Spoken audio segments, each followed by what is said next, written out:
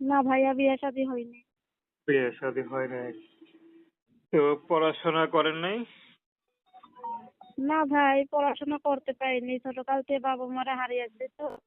ছোটকাল থেকে নানির কাছেই মানুষ হয়েছে, তাই পড়াশোনা করতে পারিনি। মাদ্রাসায় আল্লাহর রহমতে পড়ছি। আচ্ছা আচ্ছা, খুবই কষ্টের কথা। তো নানি ছাড়া কি আপনার কেউ নাই নাকি? না, নানি ছাড়া কেউ নেই, শুধু নানি আছে। আচ্ছা, তো এখন ইউটিউবে কেন আসলেন?